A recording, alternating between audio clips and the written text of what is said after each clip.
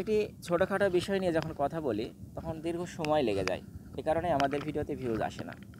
কারণ যারা ফালতু কথাবার্তা বলে তাদের ভিডিও তো 5 থেকে 7 সেকেন্ডেই কমপ্লিট হয়ে যায়। কিন্তু যখনই একটি টপিক নিয়ে কেউ আলোচনা করবে, যে কোনো একটি বিষয় নিয়ে আলোচনা করবে, তখন 5 থেকে 10 সেকেন্ডে মানুষকে বোঝানো এত সহজ বিষয় না।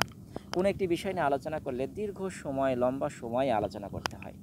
তো আমি আজকে কথা বলবো আমাদের গ্রামে, গঞ্জে, শহরে সব জায়গাতেই যে বিষয়টি ছড়িয়ে পড়েছে মসজিদে।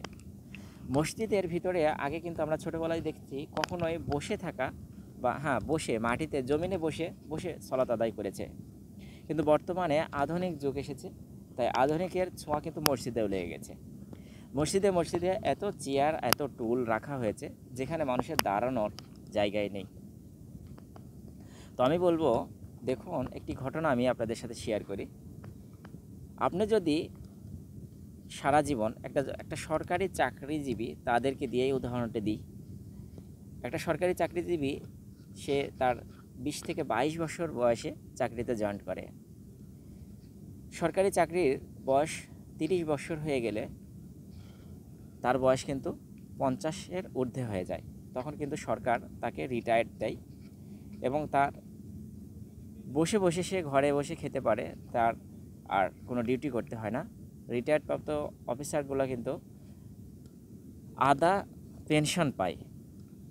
তার মানে এটা নয়, তার মানে আমি বোঝাতে চাচ্ছি যে কোনো ব্যক্তি যদি একেবারে 7 বছর বয়স থেকে 50 বছর পর্যন্ত তার যৌবনটা যদি আল্লাহর রাস্তায় ব্যয় করে দেয়, আল্লাহর ইবাদত বন্দিগি থেকে ব্যয় করে, 50 বছর বয়সের পরে যদি সে ব্যক্তি দাঁড়িয়ে দাঁড়িয়ে সালাত আদায় করতে না পারে, আমার আল্লাহ কি তাকে ছুটি দিবে না? অবশ্যই আল্লাহর পক্ষ থেকেও কিন্তু তার রিটায়ারমেন্ট আসবে। সে তখন ওই পরিপূর্ণ সালাতটুকু যদি আদায় না করতে পারে, শুধু বসে বসে যদি আদায় করে, ঘরে বসে জামাতের সাথে যদি আদায় নাও করতে পারে, তাও আল্লাহ তাআলা কিন্তু তার সালাতটুকু কবুল করে নেবেন। আর সে যদি জোয়ানকালে, যৌবনকালে 5 ওয়াক্ত সালাত যদি মসজিদে যেয়ে আদায় করে থাকে জামাতের সাথে, সে যদি ঘরে বসেও বৃদ্ধ বয়সে বসে বসে সালাত আদায় করে, আমার আল্লাহ এত মেহেরবান, তার আমল নামায় সেই 5 ওয়াক্ত সালাত মসজিদে যে আদায় করার যে সওয়াবটুকু পেয়েছে, সেই সওয়াবটুকুই কিন্তু দান করার ক্ষমতা রাখে। তো আপনি সামান্য একটু অসুস্থতার অজুহাতে চেয়ার, কুর্চি এবং টুল রেখে আমরা যারা সালাত আদায় করি, আসলে একেবারেই মূর্খতা ছাড়া আর কিছু না এটা। কারণ আল্লাহ তাআলা এমন না যে আপনি যৌবন বয়স আল্লাহর ইবাদতে শেষ করেছেন, সুস্থতাকে শেষ করেছেন, অসুস্থ অবস্থায় আল্লাহ তাআলা কোরআনুল কারীমে একটি আয়াত নাজিল করেছেন।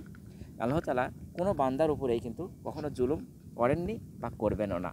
তাহলে অবশ্যই আমরা এই আয়াতটি থেকে শিক্ষা নিতে পারি যে আল্লাহ তাআলা কখনো আমাদেরকে কোনো কিছু, এমন কিছু চাপিয়ে দেননি, আর নিষেধ করেছেন যে আমার রাসূল সাল্লাল্লাহু আলাইহি সাল্লামকেও নিষেধ করেছেন যে তোমার উম্মতের উপর এমন কোনো জিনিস চাপিয়ে দিও না যা তার গ্রহণ করতে কষ্ট হয়। তো আল্লাহ তাআলা আমাদের উপর সালাত দিয়েছেন মাত্র 5 ওয়াক্ত, তার সওয়াব দিবেন 50 ওয়াক্তের। সুবহানাল্লাহ।